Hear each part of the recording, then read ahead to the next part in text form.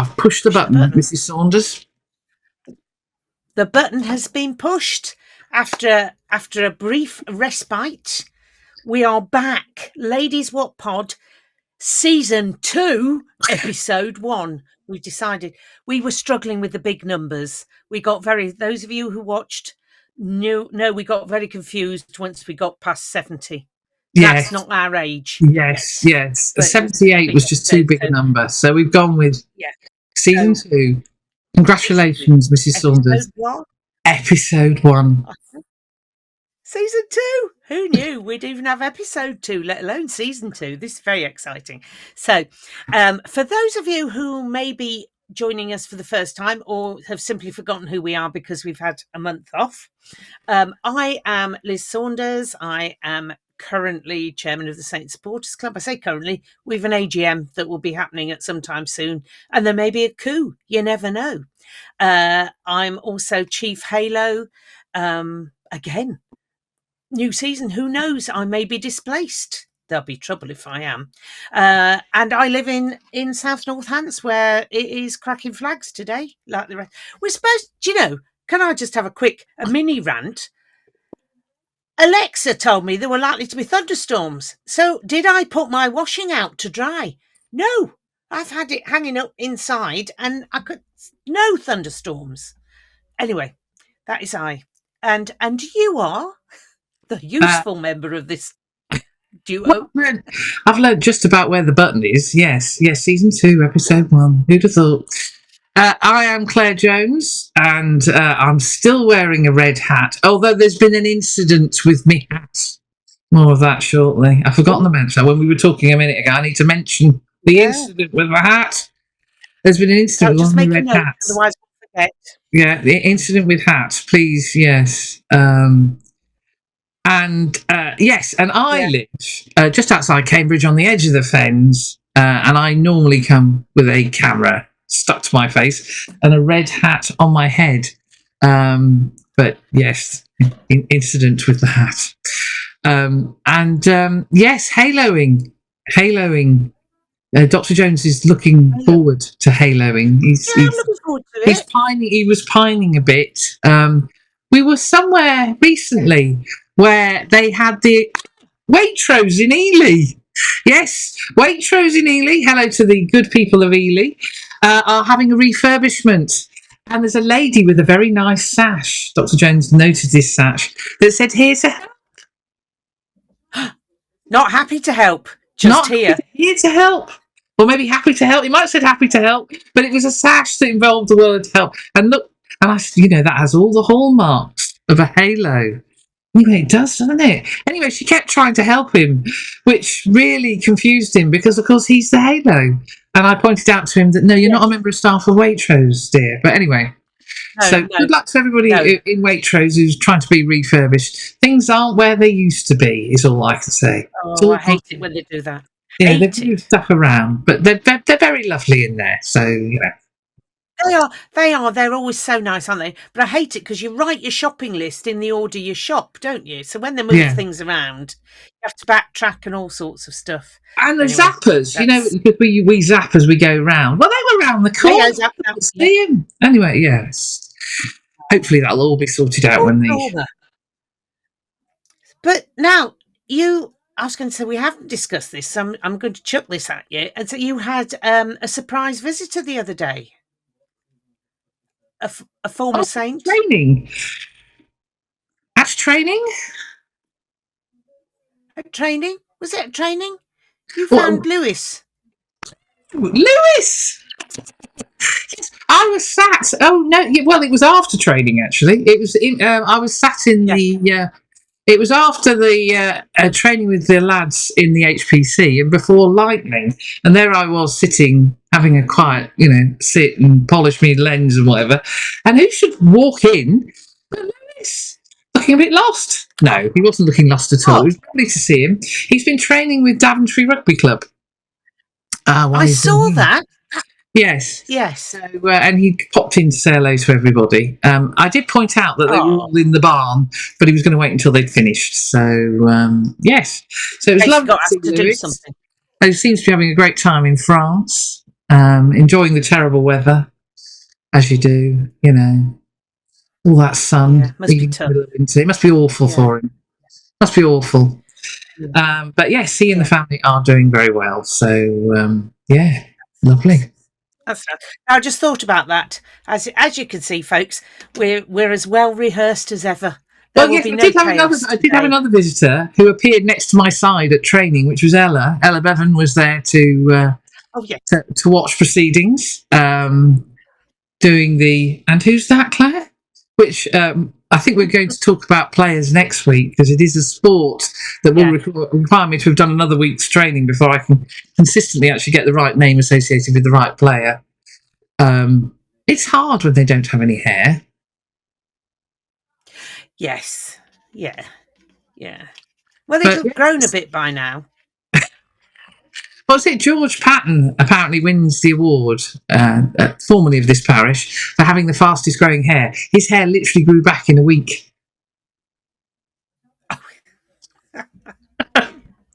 I can already say that the others haven't. It hasn't happened for the others. No. Anyway, enough of that nonsense. We'll be discussing domestic nonsense. We've had a busy summer, what with one thing and another, haven't we? I mean, you've been off gallivanting. Yeah. My Vant has never been to Gallid. Mm-hmm. You've been gallivanting. Yeah. I think I've just invented a new phrase there, completely new phrase. Yes. Along with the racoon stole my poncho. The racoon stole more of that later. Ladies and gentlemen, you might want a closer look at the logo of this podcast, because and I hear you won an award for said incident. I did. I won an award for being the most irresponsible person on the tour, and I tell you, I am proud to have won that award, because there was some stiff competition. But no, because I let the raccoon steal my poncho. The fact that I got somebody to mount a military exercise to get it back seemed to have escaped the organisers' notice. But so you don't have an ex-Royal Marine with you for no reason, do you?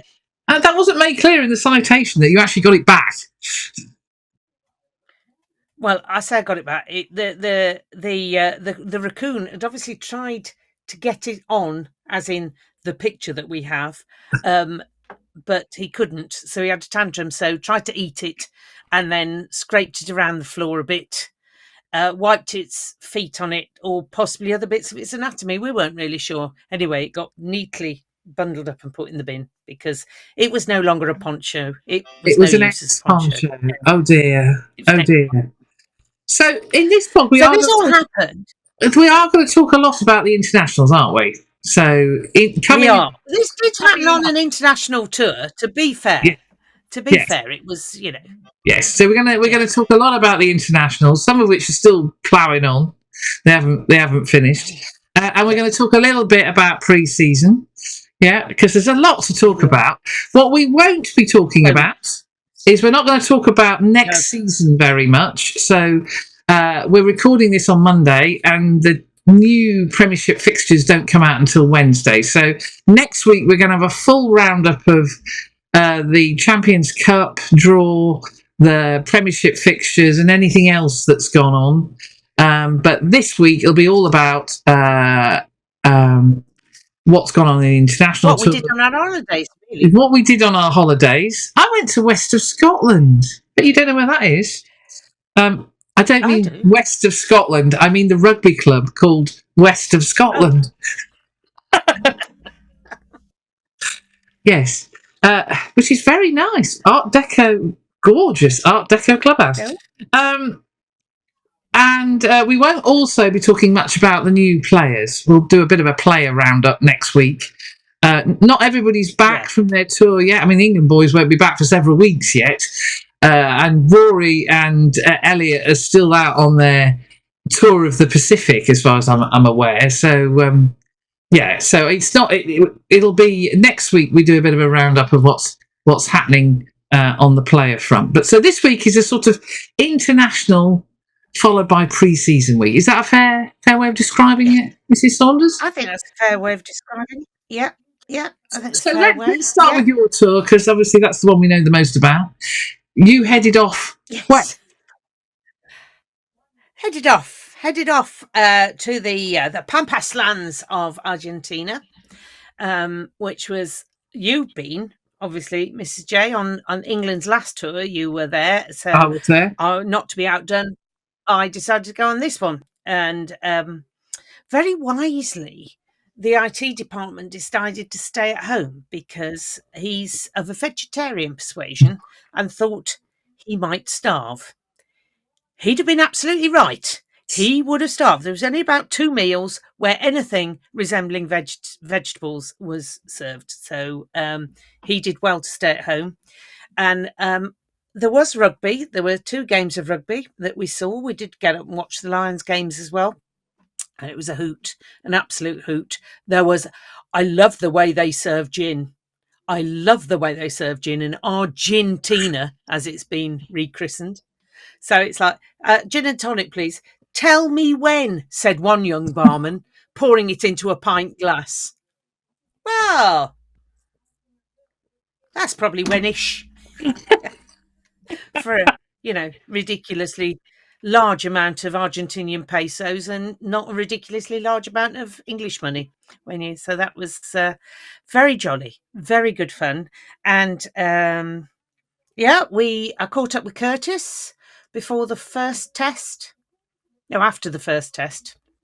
And he came, had a quick chat, and was a bit frustrated, and had also been a bit cold because nobody had told him it was winter. Geography not his strong point, then. It's Curtis, isn't it? It's Curtis. Bless him. Didn't let me down at all.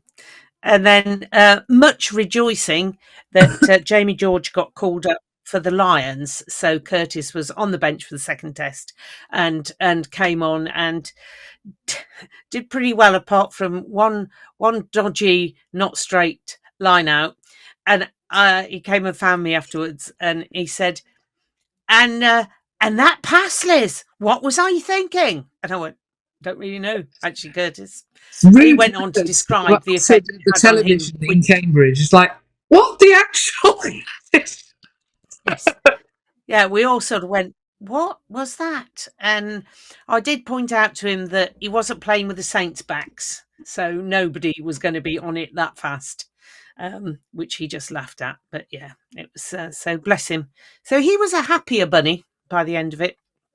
And then that was at the test in San Juan, where I had to talk to him through a fence. It's like the day, visiting time in Sing prison. Yes. Yeah. So these are good. So those are, I mean, I presume it's a football ground, isn't it? I suppose, and it's got these. It's a football ground and a rugby ground, and there's actually a plaque to the game that Dr. Jones and I went to.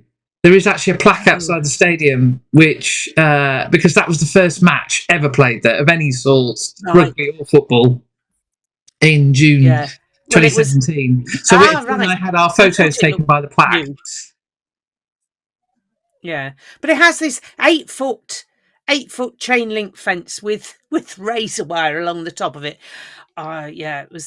So you have a choice of, if you want to be close to the action, you have to view it through the fence. We did, because we felt it was nicer for the England players to have us there where they could. Well, I say we thought it was nicer, not just me, sort of other loud people as well. Don't know whether the England players thought it was nicer. They did wave at us. I think they were waving. But the other thing was, I mean, it was marvellous. You remember the big match at Harlequins where they failed to really acknowledge that we were there? Yes. Only, grudgingly. Well, the Argentinians took this to a new level in that second test, in that they didn't announce the team at all. The Argentinian national anthem was played first. Now, I'm not saying it's long, but when you have to have an interval in your national anthem, I think you're pushing the boundaries. So they played their national anthem first, then ours came afterwards. And randomly throughout the game, they played all sorts of noise, particularly when it was our line out. Came to the conclusion, and when Argentina scored, all musical hell broke loose. But nothing when we scored, and we noticed this in the first test. So we made our own music when we scored, which I think Very really, good. really, Very really good. annoyed some of the Argentinians around us. But we didn't care. Na na na na na na na na na na na. I actually ran out of Nars. I had no Nars to give at one point. So, yeah. I don't know. Unfortunately, it Yeah. didn't come I don't. over on the telly. Oh, I think we'd have enjoyed that. No. It didn't really come over on the No. telly. And I think it was Argentinian cameras filming, so we were. Yes, well, But they ignored us as well. There was top media tartary from you and Julia, who did get on TV, and I think we saw Kay's hat and Kay's nose Yeah. at the start. Yeah. Yes. I thought it was pretty impressive. International media tartary was. Yeah, very good. Was Top work. Absolutely top work. And my phone was lighting up saying, "Was that Liz?" It's like, what am I, her agent? Yeah, pretty much. Yeah. Oh, it's good. It was good. I mean, it was. I think we were sort of having seen Argentina beat the Lions, and we were going, oh well, we're here for the tour, and we didn't hold out great hopes because of obviously shorn of 13 players to the Lions, others dingers, Ferbs, and Manny through injury. We wondered what would be the outcome, but fair play. I mean, they played a good game. Oh, another claim to fame. Henry Slade's parents were in the same hotel as us for their first test. Obviously, not for the second because he wasn't playing. They were delightful, really nice couple. Excellent. So it's good to hear. It's good to hear. they, we only knew they were his parents by because I listen to ancillary conversations as well as the one I'm having. My radar ears are going off around, and it was only by listening to them and putting two and two together and looking at Dad and looking at Henry go, oh yeah, definitely, that we realised they were not we're Henry Slade's parents. But I was going to say, none of the parents we know are like that anyway, are they? And so after the game, I said to them when they're back in the hotel, would I be right in thinking you had a boy playing out there? And they said, yes, we did. I thought he had one of his better games in an England jersey that first test. So yeah, no, he was okay. But I think as it turned out in the end, I think it was good that we got people like Luke Northmore onto the pitch because it's given them and Oscar Beard. It's given them some, and of course Seb Atkinson, who also made his debut. It's given them a valuable experience. So, and I thought that centre partnership in the second test worked really well on the whole, and to go there and cut your teeth in Argentina because it is a cauldron. I mean, it is. Yeah, they don't take business. No. And on that note, we have a bit of a sad note because in the second test, we now learn that there was some of the England players suffered racial abuse, and World Rugby have announced that at the moment there is nothing, unfortunately, they can do to the perpetrators of that abuse. They have thanked Rugby Argentina for working hard to work out what had happened, but unfortunately, they haven't been able to do anything about it. But fair dues that everybody involved had made a game attempt. But when you say it's a cauldron, it really is a cauldron. It's a wall of noise. San Juan, I have to say, I didn't go to, our stadiums were in Santa Fe and San Juan. The San Juan stadium that we went to was only just finished being built, to the point there wasn't even a road to it. But that backdrop of the Andes is just spectacular. Absolutely spectacular. Yeah. Yes. So it was an amazing experience, and I was going to say we were lucky. So we went with Vina Tours, who is Gareth Chilcott's tour company, and we had Ian and Kate who were our tour leaders. Hello, if you're watching, and they were an absolute delight dealing with some difficult things like the fact we weren't booked into the hotel we should have been booked into in Iguazu. We were booked into the hotel they normally book the school tours in. not quite the 5-star luxury we were expecting, but everybody got over it when they've been bribed with beer. Well, I say everybody got over it. No, we didn't. We're still very disappointed, and I expect an email soon. But our Argentinian leaders were a delightful young man called Tommy and his uncle Hernan Vidu. And Hernan, as well as being absolutely charming and delightful, and I hope his hip operation went well on Friday, was the man who beat England in 1990, the first time Argentina beat England. Hernan, who was normally a number 10, playing on the wing, but kicked over all 15 points of Argentina's points. Wow! So that was that's some claim to fame. That's some claim to fame. Yeah, rugby royalty. It is a fabulous tour, and I love the fact it always seems to mirror the Lions tour. So the 2017 tour, everybody was in New Zealand, all 40 or 35,000 of you, and there were 40 of us in Argentina. And similarly, I don't think there were much more than 100 of you in Argentina this time round. So it's a wacky experience. There were 42 of us, I think, and there were about 20 on the Gulliver's tour. So, but we don't talk. Yeah, we don't talk. So you don't need. You can still make a goodly noise, even when there's so few of you. And the Argentinians, they take it in good heart, although they don't take prisoners during the game. No. Anyway, but yes. So hello to any of my tourists who have tuned in to watch us. Hope you've all recovered, and that the jet lag and the hangovers have all gone away, and we're back onto eating vegetables. Oh my God, there was a lot of meat. You don't see many vegetables in Argentina. No. Somebody said we could be going back. Yes. Sausages. Yes. As vegetarian teetotalers, because there was a lot of wine and a lot cheese, of red meat. A lot of cheese. Oh no, you've just given me a flashback to a dessert.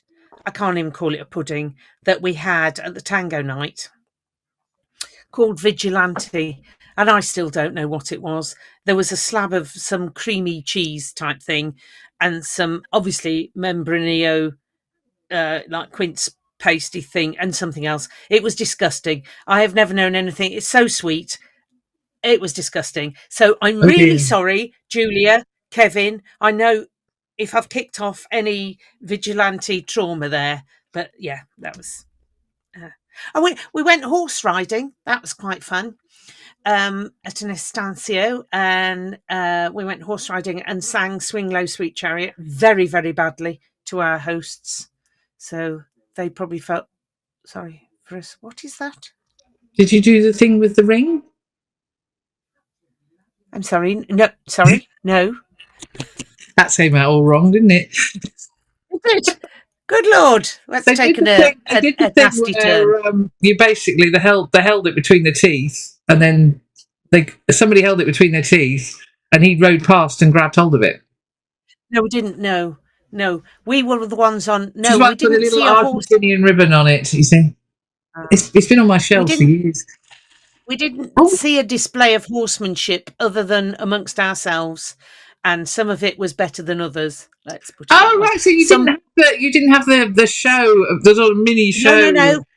Oh, we rode in two lots, and I have never seen so many grown men look so scared in one place.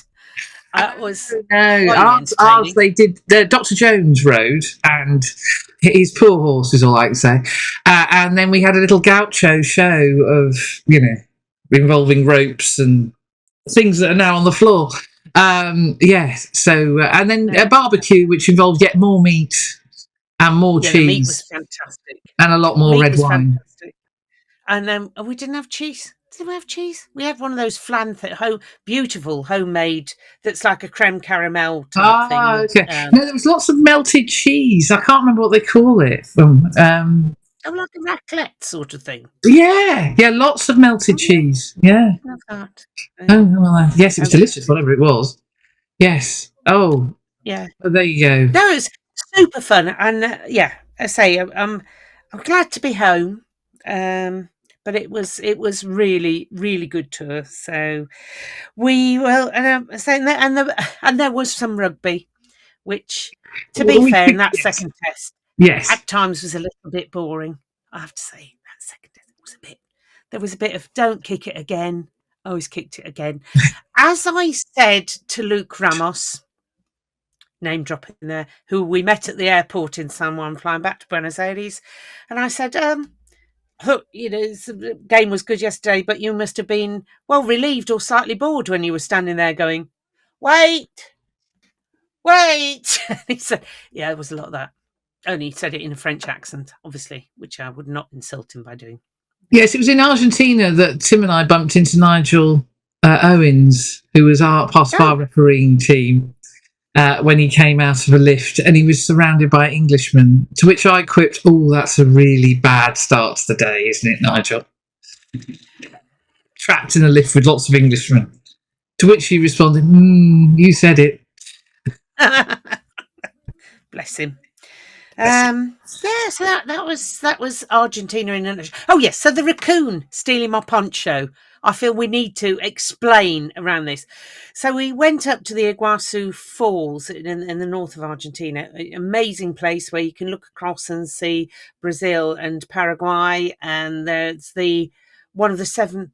Now, those who are on the tour will know this. It's one of the modern seven wonders of the world. Modern day 7 wonders of the world. They told us this many times. Anyway, fantastic. These falls are very impressive.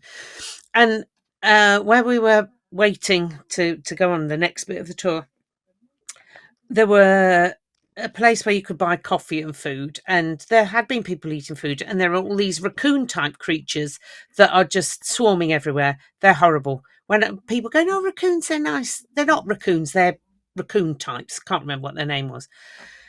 They were into everything. They were nicking sugar off the tables. They were sticking their noses into people's coffee cups. They were. When I've shown people the video of these animals, they go, "Oh my God, they're everywhere!" And they were.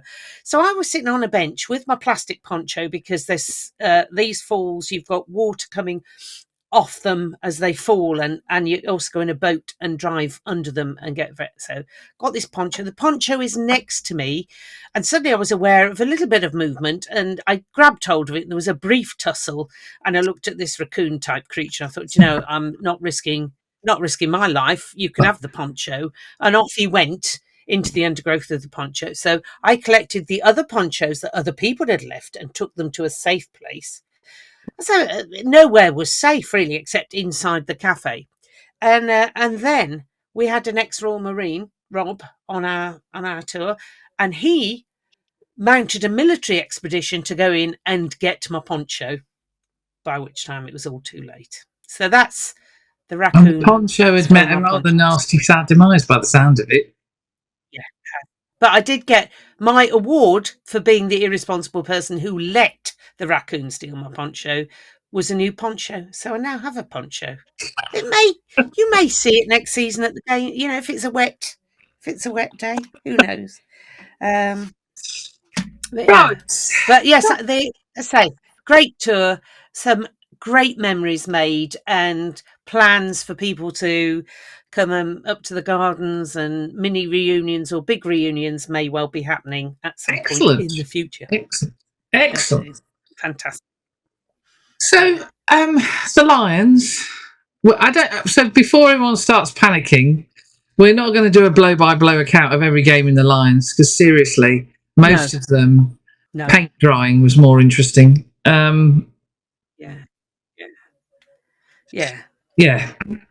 I suppose my overall impression of the Lions is they sold a lot of merch. There you go, which they always do.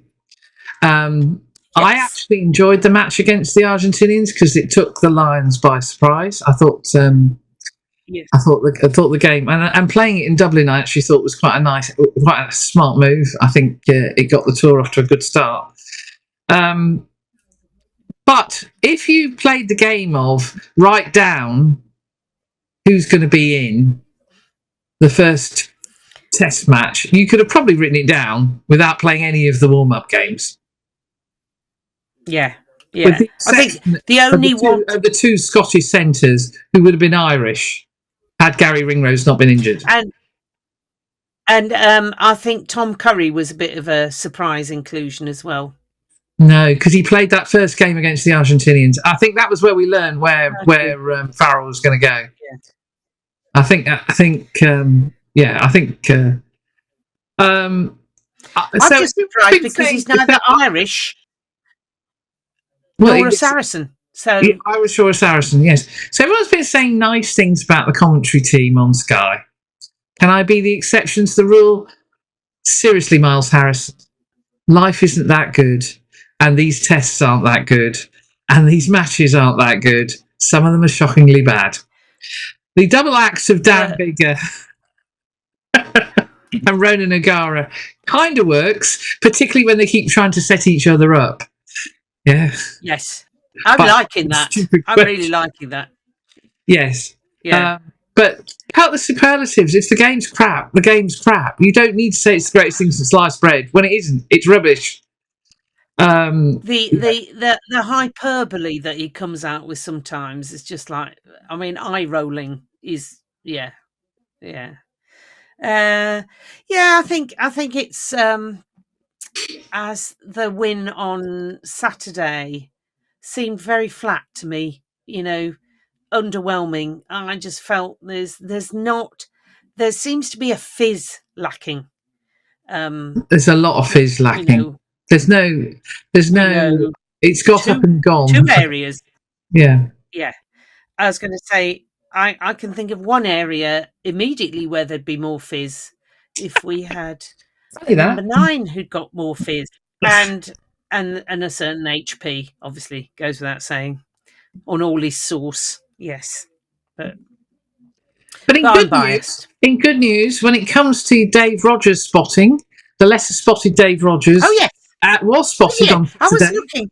Yes, taking photographs of the players after the game. He was doing his usual grand tour of doing the group photos. So most of the group photos you would have seen from Getty are DRs. He was on top form. And actually, after the last warm-up game, Henry was summoned by Finn for a photo. We actually saw it happen.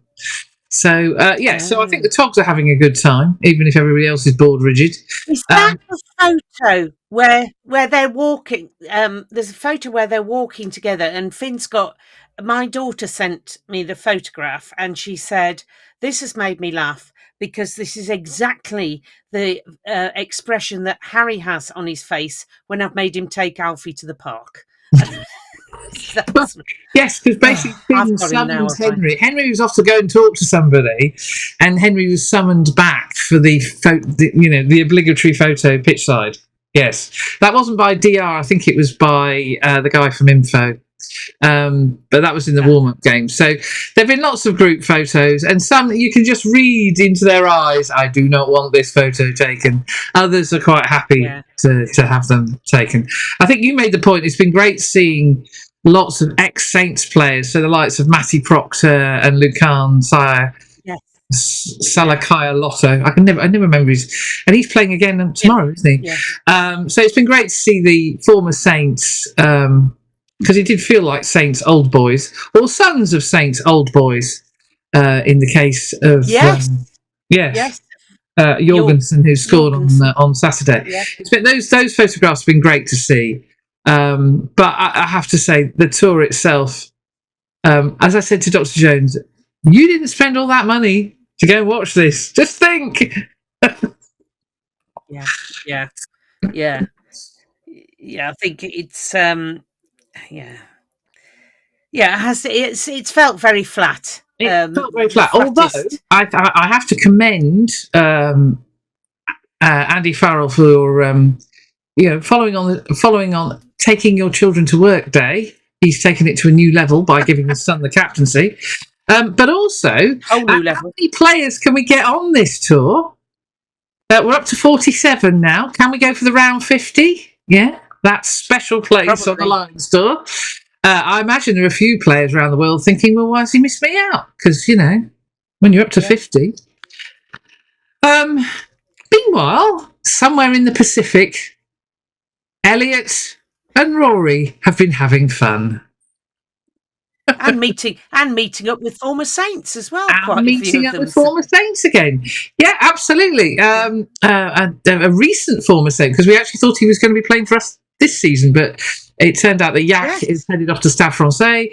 But very soon, he was meeting up with his old chums again.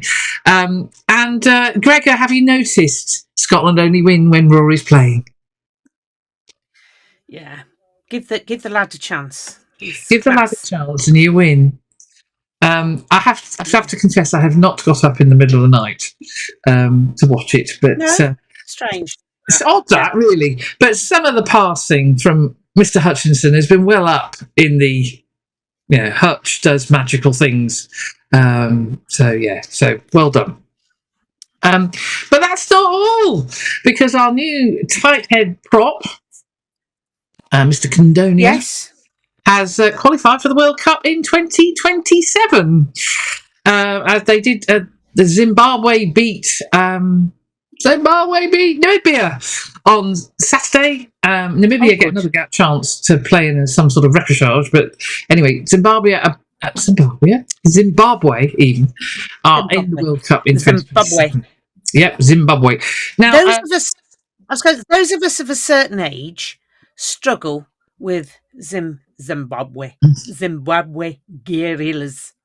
Those of us of a certain age will remember not the 9 o'clock news, Zimbabwe guerrillas. Yes, it was because one newsreader, what was her name, used to overemphasise what was her name? Oh, I'm going to have to think on there. Yes, and Pamela, what's her face, used to take the P out of her on not 9 o'clock news. Yes. Yeah. I can't remember which one it was. Yes, but anyway, was it Anna Ford? Laz. Yes. Why? Absolutely livid. Anyway, so well done, Zimbabwe. Well done, Zimbabwe, 2027. But of course, the poor man hasn't even been to the Gardens, which, of course, in 2017 was the case with Piers Francis, who made his England debut as a Northampton Saint player, never having played for Saints. Yes. Strange. Anyway, in the under-20s, the Baby Box, as they're known, are the champions, having beaten New Zealand in the final. A very young England team will have learnt loads of lessons, so it'd be interesting to see how they go in the Six Nations.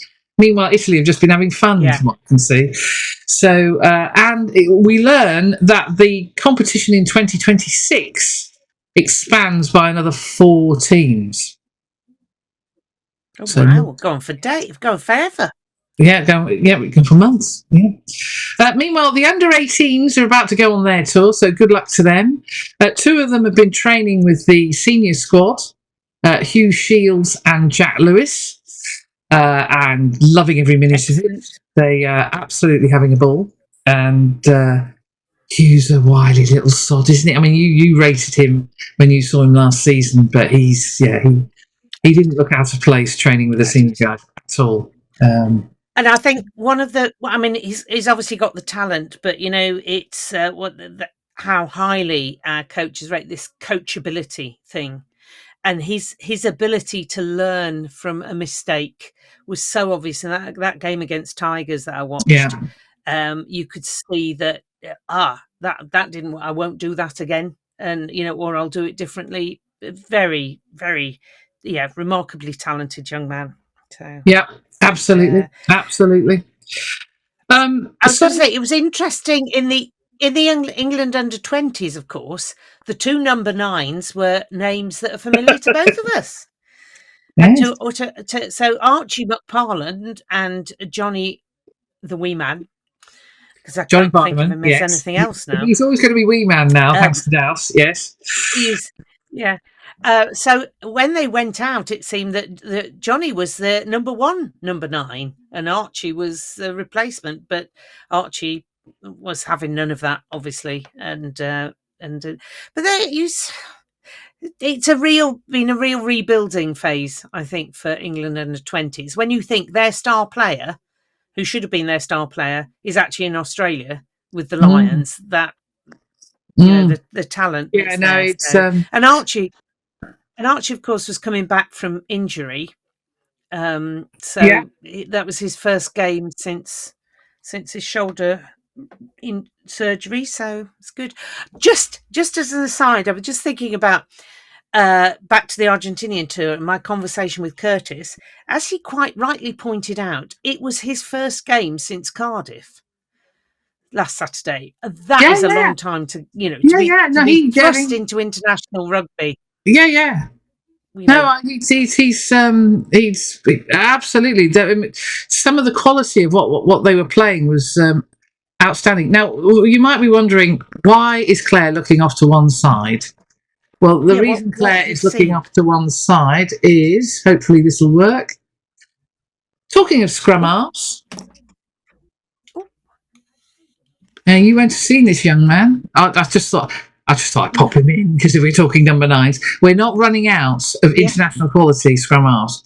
Believe you me, this young man will be plaguing the under-20s. His name's Aidan Pugh. He's ex of Bath Academy. Oh. He played against us, so you saw him play against us in the under-18s final.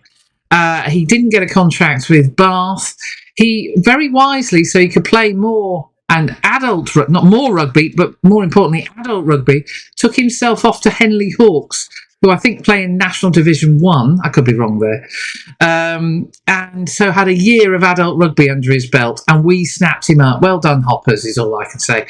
Because this young man, he's a feisty so-and-so. He's another one of those small, because he's quite small, but feisty, gobby, smiley, as you can see here. So Aidan Pugh, take a bow, because and no hair, of course.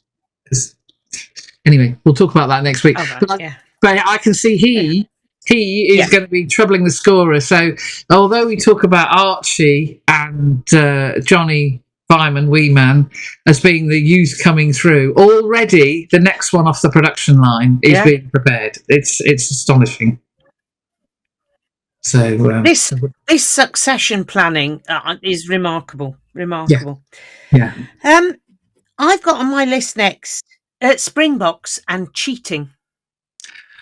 So we're going to finish off the international section of the pod. Everyone was talking about, whilst you were away, because it happened whilst you were away, the incident involving the Boks so desperate to scrum that they kicked a kick-off short to their own man to get a free kick so that they could scrummage again. And you just have to, I mean, of course they codsed it up and gave away a free kick at the scrum. But World Rugby, where everyone was rightly going, hold on a minute, shouldn't that be a penalty? Because all their players were ahead of the kicker. Well, as it turns out, no, it should have been a free kick. Razzie Erasmus's fatal flaw was to actually get his players to do something deliberately wrong. So if you deliberately break a law of rugby union, you give away a penalty. So because they all deliberately stood offside, they gave away a penalty. So World Rugby have confirmed that you can't deliberately stand offside and then retrieve the kick in order to gain a scrum. So Razzie, up your pipe. But I just laughed because they gave away a scrum anyway. So, yes. Kept Dr. Jones interested in the law book. We had the laws being read. And there was also that strange line-out thing in the middle of the field. Yes. As well. So you can't have a line-out in the middle of a pitch. You can do that from a restart, but you can't prevent somebody from tackling you unless, of course, it's a maul has been caused. You can't have just somebody being lifted in the air, receiving a pass. Because you can imagine, you'd basically have people on stilts across the pitch. Yeah. Yes, so Nigel Owens clarified that one, that they should have been done as well. Just unbelievable. Can we just play rugby union, Razzie? Just play the sport. Passing about. Yeah. Meanwhile, in other news, I think we've done the international corner. I think the summer tours are gradually coming to an end. I don't know where Scotland are going next, if they're going anywhere. The Lions will do what the Lions do, and everybody else is coming home. Or is already home. Just one quick note about England's much delayed game in Washington, which was such a non-event, I think. But I mean, how long was it actually? Was it 90 minutes, the delays altogether? I don't know. I was asleep. They delayed the kickoff should have been at 10:10 UK time. It didn't kick off until gone 11, and they played 30 minutes, and then it didn't restart again until 20 past midnight. And then they only played about 5-10. Well, no, it was 29 minutes they came off. So they played 15 minutes and then went off half time. So it didn't finish until stupid o'clock in the morning. I have to confess, when they decided that they were going off for lightning after 29 minutes, I gave in and fell asleep. But I did watch the rest of it. I would say it gave a big chance to some American players, a big chance to lots of English players, and Curtis looked happily running around the pitch, having a good time. Big Trev got on, which is definitely a good thing. That's definitely a good thing. There was an opportunity missed that I really wish, and I don't think any player on either side would have thought it, but wouldn't it have been cool if the American players from Loughborough Lightning and the English players from Northampton Saints had thought about it and got together and had a joint team photo? That would have been so cool. But I imagine the women by this time have probably gone home for something to eat, and because they played first. So, but it would have been a really cool photo to have, the 5 players who were playing for America from Loughborough Lightning and the 3 players from Saints. But didn't happen. Right. This is the way my brain works. So, meanwhile, there is one other team that has been playing this summer. And it is, of course, our beloved wheelchair rugby team. They played 3 rounds of the GBWR WR5s. I saw them at Stoke Mandeville and at Kettering. Well done to everybody who came along to the event at Kettering, including those who set off a Mexican wave. Well done. So, for those of you who might have seen the article about the Kettering event, that was a Mexican wave. I was so proud of you. So lots of cheering. The best supported team, as you would hope, at the event. Lots of new players coming through. We've got a lot of great youngsters coming through, and some of the established players coming back from injury. So I think, to maintain 3rd place in a really competitive league as the Premiership division is in the WR5s, I thought was a fantastic result. What I would say for those people who are going, Leicester Tigers won again. Yeah, Leicester have this appalling habit of basically playing their senior players across the leagues, and they get a few ringers in over the way. So you were playing some very experienced players at the top end. What they also do is they have a second team, which is called Help for Heroes, but might as well just be called Leicester Tigers Old Boys and Girls. So the first and second team was effectively Leicester Tigers, but the Saints held their own. It was a bit feisty. There was a bit of controversy. Oh, yes. Oh, and I learnt laws about wheelchair rugby that I really didn't understand until somebody explained it to me afterwards, and I've been watching it for a few years. But yeah, it was a bit feisty. Yeah. But well done to everybody who came along. It was fantastic. It was well supported. It was really, really well supported. And it's a free day out, you get to watch nothing. But they put in some absolutely barnstorming performances. They learnt a lot from their trips to Plymouth and Stoke Mandeville. I got a parking ticket, which that was good. Yeah, they didn't tell me that I had to register anywhere, but anyway, don't worry. Thank you, Stoke Mandeville, encouraging people to see the sport. I was so proud everybody associated with the club. So well done, top work. And Casey only ended up in the bin twice, I think. So he did fall over. He did fall over 4 times, and the 4th time when he got knocked over, he really let rip, which you can see in my photos. Yes, I saw the photo. Yes, he was very cross. Good. Yeah. So well done. And a new season beckons. They're going to be playing some sort of national championship in the autumn, which I don't understand. I'm sure Jamie will explain it all to me. But we keep an eye out, everybody, for fixtures for the wheelchair rugby team. Brilliant. Right. Will do. Then, of course, while you lot were dealing with last season, because effectively the tours are last season, some of us were into pre-season for this season. Right. Yeah. So I have seen training for pre-season for 3 clubs. It's not rocket science which ones they are. Saints, Bedford and Loughborough Lightning. And everybody's seen the new kit in the sense of the training kit, which is in teal. That's the official. It's a very nice colour. It's a very nice colour. For those of you who are interested, it comes in 2 ways. I'm sounding like a Macron salesman now.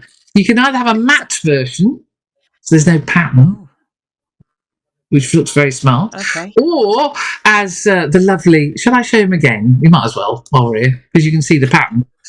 The lovely Aid is showing it comes with a nice pattern. Okay. Yes. Now, I learned more about shorts than I really wanted to, thanks to Jim Henry, one of our forwards coaches, because apparently the boys have 2 sorts of shorts. Okay. I'm not sure where this conversation's going, but They have their gym shorts, which they wear when they do gym and indoor stuff. And then they have their outdoor shorts. And the outdoor... See, so the lovely... behind Aidan here, these are the indoor shorts. He's got the wrong shorts on. Because the outdoor shorts have a sort of tartan pattern. And that made me think of our dear friend Ian Winton. So they put on tartan. It's a herringbone. Before you start getting worried, I've called it tartan. It's a herringbone pattern. Okay.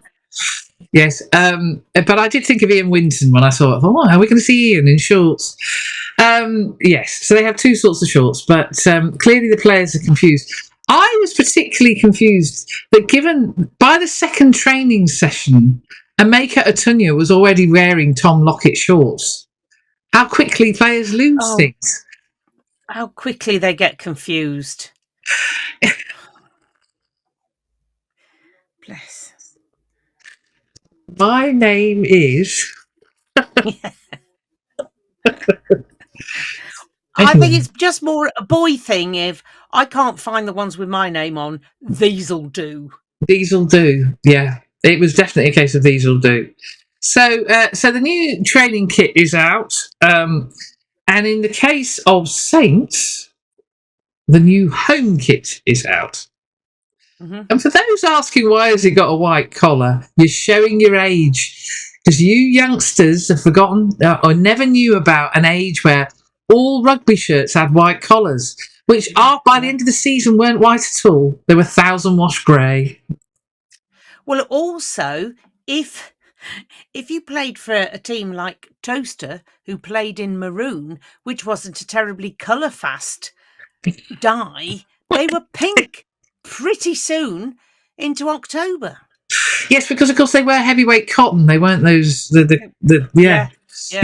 they started off white, went to pink, and then went to 1,000 wash grey. Yes.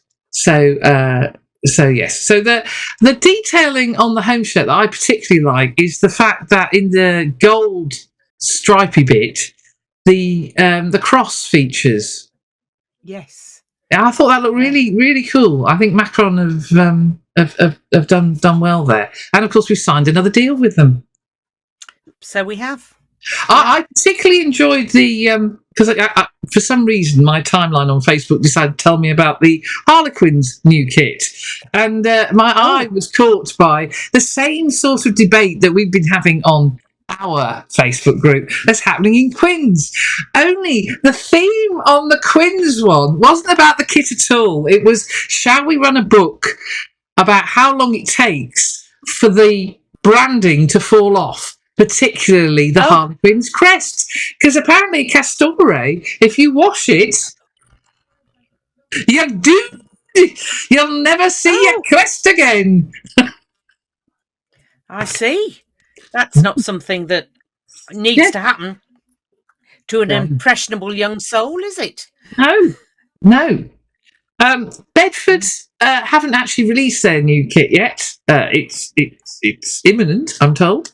But they were sporting red training kit when I took their photos last week in Marston Mortain. Oh yeah, no, yeah. Yeah, at some gym that they were using in Marston Mortain. So that was fun.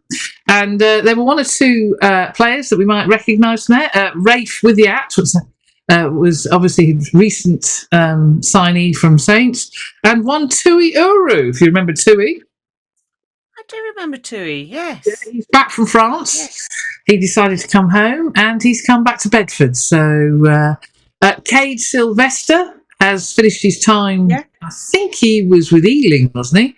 He's come back, and then he's playing some of his games for Cambridge on loan, and he's come back as well. So there's one or two Saints old boys at Bedford who will enjoy watching, and then a few. There's a Leicester Tiger, but we don't worry about him.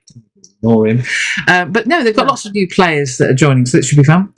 Meanwhile, Lightning, they apparently have a new kit that's coming out too, but again, not yet. And it's not needed for a while. Lightning, I mean, it must. How many months? Is it 6 months since the end of their season? February 21st. Yeah. It's crazy. I understand Daisy Hibbert-Jones is now coaching with Reece Marshall at Moulton College, she told me. Oh, awesome. Which is great news. Yes. So Lightning came back last week. They've been back in the university for a couple of weeks, I think, but they trained for the first time at the Gardens last week, and it was fun seeing them. It's the staff have had to work very hard at digging things around because of the heat. Because you can imagine in the 34-degree heat. Not you were worrying about that because you were putting a coat on and finding a jumper in Argentina. Yeah. The players have been suffering in the heat, and they've been moving the times of training to very sensibly to gather. The barn, the HPC, actually it being a metal box, when there's no wind, it just becomes very hot. Very hot, which you probably know from walking rugby. But last Tuesday, we didn't need to worry about there being no wind because basically pitch 2 turned into a wind tunnel. I don't think I've ever known it. It was ridiculous. It was one of those. I mean, it's a lovely sunny day, but you could do the "I'm going to try and lean forward and fall over" impression. It was bizarre. Utterly bizarre. I've met our new scrum coach. Oh, yes. Yako Pinar, who is the smiliest man. Well, he's now the smiliest man in Northampton, but he is a delight, utter delight. So he has no props. Every minute. He's waiting for all his props to come back. Oh, of course, we forgot Mr. Fischetti playing for Italy. Well done for getting Jasper Visa a red card, is all I can say. I think Alex Waller owes you a pint. Yeah, cracking work there. Paul Yako's a bit short of props at the minute because they're all either with England or with Italy or with Zimbabwe or just all over the show. Or in the case of Paul from injury. Or case of Manny come back through injury. It was great to see Robbie Smith. I'm going to mention one. There's a couple of players I am going to mention before we talk about because they're not new.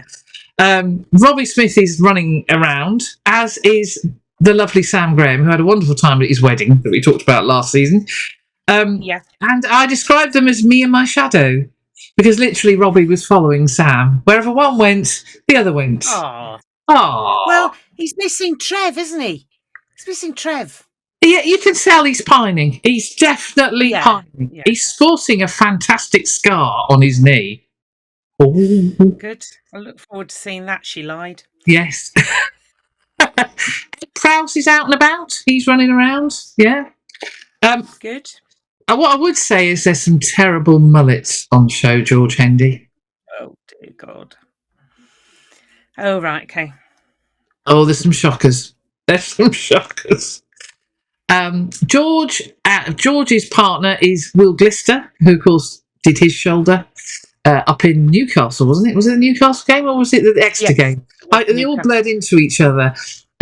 It was the Newcastle game. Yeah. It was the Newcastle game, wasn't it? Yeah. So Will and George have been they clearly got bored of running up and down the pitch, so they thought they'd entertain themselves by trying to run through the groups of people pitch side, running round the pitch. Yes. So you could see the frustration on Ben's face again. Ben Rhodes was like, oh, God, I thought I got past this with Archie. Now I've got the same problem. With these two children. But yeah, all the those coming back from injury are as I could see, as far as I could see, the group because the England boys, so your Dingers and your Furbanks and your Tom Pearsons and whatever, they're being treated like England guys because they were in the training camp before they went, so they're just about to come back. So it's all very complicated. My head, when Liz was trying to explain it to me, my head started spinning. So we will see gradually over time the internationals come back into the squad. So yeah, excellent. So the weather's been very hot. The pitch one, pitch two, because pitch one doesn't exist anymore, looks amazing. And it looks even more amazing when you've got schools. Some schools have been having like little mini school sports days on the Himalayas bit at the far end. Oh, so you can see these clouds of dust coming up from these 7 and 8 year olds who are running around madly. And then there's beautiful bays in front of the lads. Yes, it's yes. So that's good. I look forward to getting there. Talking of the Himalayas, I think that brings us very neatly round to another piece of unbelievable media tartary by a former saint. Well, ridiculous, if you ask me. I mean, off the scale. Absolutely outlandish. And, this is coming from somebody who knows media tartary when she sees it. Yeah. Absolutely outlandish media tartary by Mr. Mark Darban, who has also had a makeover by the look of things. They're obviously paying him more than we were paying, obviously. Yes, so for those of you who aren't followers of golf, Mark was at the Port Rush Open. We call it the Open. The Americans call it the British Open. They're going to run into trouble there if they have one of their little plans, because they won't be able to call it the British Open if it gets played in Dublin. But anyway, which is one of the plans apparently. That'll cause a few hairs running. And so they were playing in Port Rush. Scotty Scheffler won it, and Mr. Darban had the joy of announcing the winner. But that's not where his media tartary started. No. Mark's media tartary started when Rory McIlroy finished his round. And Rory did the thing of, acknowledging the crowd as he left the 18th green, thanking the volunteers in the tunnel by, shaking all their hands. And who should be there in a suit? Yep, you've got it. The lovely Mr. Mark Darban, there to shake Rory's hand as he heads off to sign his card. So, anyway, you think, well, that's... No.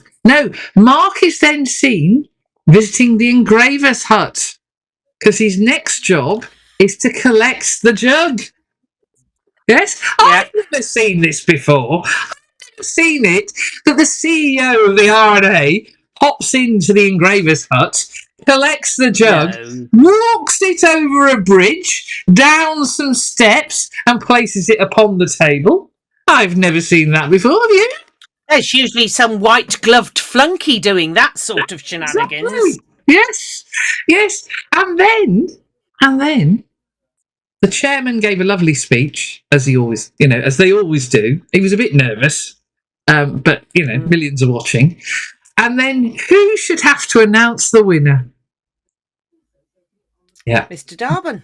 Mr. Darban. Yeah. His voice had gone up a couple of octaves from what we normally know to be Mark's voice. I couldn't work out what it was, but yeah.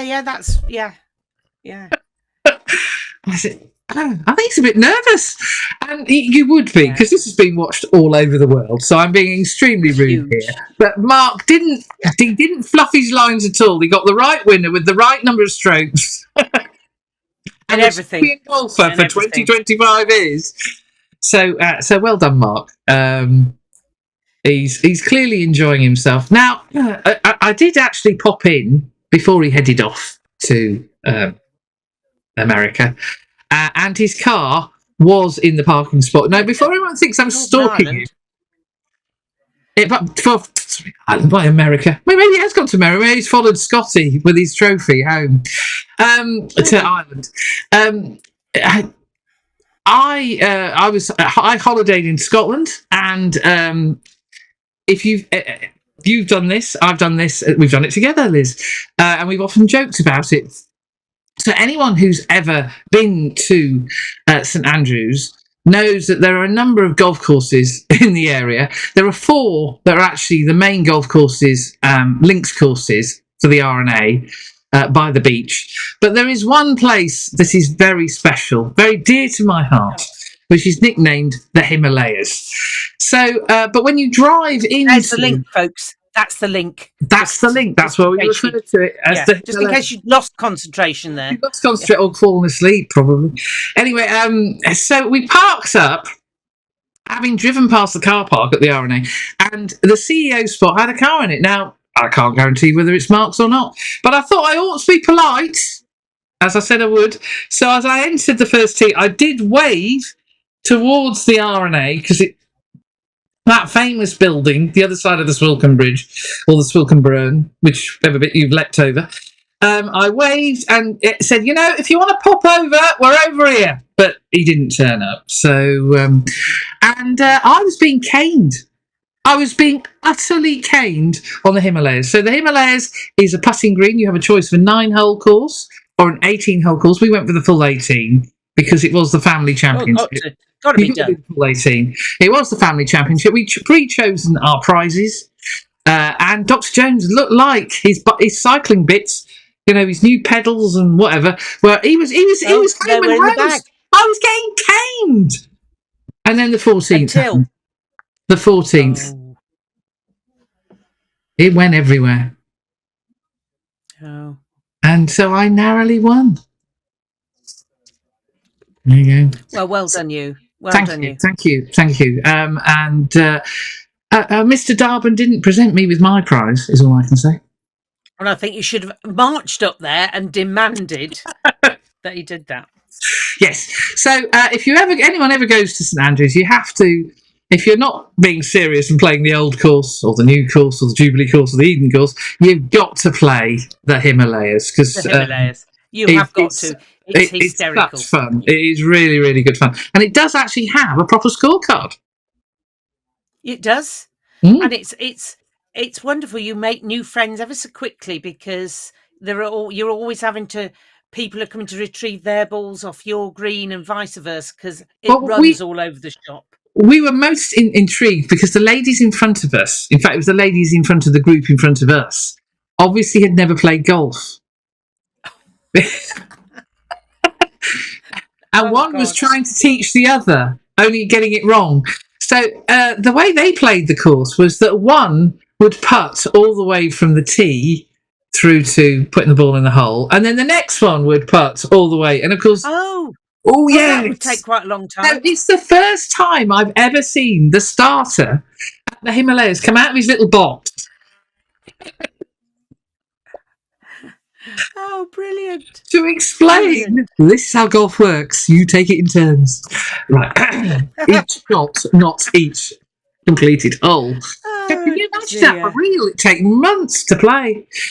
Maybe that's what they were doing on Friday when it took them 6 hours to play around. Anyway, 6 hours. Anyway, so well done to Mr. Darwin and his team, and well done to Scotty Scheffler for winning. Yes. So, yes, it's been a busy summer. There is one more thing. One more thing I made a note of. Red Hat incident. Atkins, 2 things, but yes, Red Hat incident. So I'm going to go and get my red hat. Oh, okay. Just talk amongst yourselves, chaps. Stop it. Push back. Yes. This is a new red hat. It's another new one. Yes, I had one of these, and it was lovely. I did. It was a lovely hat until, a bit like your racoon, Dr. Jones's bicycle decided to have an argument with it and covered it in oil. Oh, that's not as good as a racoon stole my poncho, but okay. No, in the same league as the racoon skirts. But I now have a new, so, because Lizzie got me the previous one. She did, yeah, and I was very upset. So Dr. Jones was a bit sheepish and has bought me a new red hat. But you'll be pleased. Has he trained his bicycle to be better behaved? Well, I don't think you can. I think they're all over the shop. The original red hat is still. That's good. That's good. That's fine. That's fine. Because I mean, there'll be a fly half of our acquaintance who be, Oh yes, if I wasn't wearing, if in fact I was wearing the previous version of this hat, and he wasn't happy. Not happy. He made me change it. He made me change it to this one. Yeah, wasn't happy at all. So how have we done for the horses this week? Have we done what? Oh, for the horses, we're bob on. We're bob on. The only other thing I did see on my Scottish tour was West of Scotland. Hello, West of Scotland. Oh, yes. Anyone from West of Scotland? I don't mean the West of Scotland. I mean West of Scotland, as in the amateur, always has been, amateur rugby team, which has a fantastic Art Deco house. And I'll be visiting it next year when I'm doing my very special tour of Scotland. But it's a beautiful, beautiful building. Probably one of the nicest clubhouses. I didn't go in it, just looking on the outside. But yeah, beautiful, beautiful place. You were doing okay for the horses. 1 hour and 12 minutes. So I think excellent. The horses will be happy. So where exactly is West of Scotland Club then? West of Scotland is just north of Glasgow, near a place called Milngavie. Yes. Yeah, Milngavie. And it's the reason we were there is we were looking for a view over Milngavie, which is the name of a painting. So we were looking at this. But without giving too much away, the person who was touring with the person who painted a view of Milngavie played for West of Scotland. Right. Okay. Yeah. Right. Yes. And actually, has a Saints connection, but we'll hear about that in and that's not the reason we're doing the tour. But anyway, so there's always a Saints connection. We have one pre-season game, which is going to be happening very soon, in early September, which is Glasgow. We're going back to Scotland. So there you go. Excellent. I don't think we are. However, that we will discuss in greater detail plans for next season next week. Yeah. Anything else to our comeback season 2, episode 1 pod? Ladies, what live tickets are on sale now? Please tell your friends, come and see us. We'd love to see you. We're live at the Royal Derngate Theatre, Lola's bar, and you can get some tapas as well. In the bar, not in the theatre. You can buy a ticket and tapas deal if you want, or you can just buy a ticket. All the ticket money is going to the Northampton Saints Foundation, and the theatre are being amazing because they are basically putting their time in for free. They're loaning us the facility for free. Everything's for free. So nobody is charging anybody anything except for the tapas. You'd be unsurprising. So it'll be a fun-filled evening. We're working on it even as we speak. We've got lots of ideas, but do come along. We'd love to see as many of you as there as possible. It's going to be the usual old nonsense. It's a celebration of Northampton as a rugby town because, of course, we are hosting the World Cup. And have you seen the Muriel as a certain character in Coronation Street we'll talk about? I have seen pictures of the Muriel. Yes. Yeah. Must go and find the Muriel and look at it. You can't miss it. If you drive from the station to the ground, it's opposite the old clubhouse home of the club. I don't know if the organisers of the World Cup know that they've managed to pick such a historic location. It's on the end gable of that white block of flats next door to Halfords, is it? Yeah. So it's on the opposite side of the road to the Thomas of Becket. Yes. And it's spectacular. And I'm going to try and get a photograph of the Thomas of Becket and the mural so that you've got the two together, because it's two bits of Saints history, I think, together. Yeah. And well done, Bugbrook Badgers. Fantastic. The young lady from Bugbrook Badgers, who is the young lady with Sadia Kabaya. Oh, right. I was going to say, fantastic. No, I need to go and have a look next time I'm in Northampton, which will be sometime soon. But that's it. So that's a wrap for Series 2, Episode 1. Who knew? Thank you very much, ladies and gentlemen. And normal service has now been resumed. Unless we take and the IT department. Actually, the IT department. Being summoned by the IT department. I wonder why. Well, there we go. The IT department has not done the tea. I'm going to go and have words. The service is not what it was. He's got out of practice. Anyway, ladies and gentlemen, talk to you next week. Bye. Bye. Cheers then. Bye.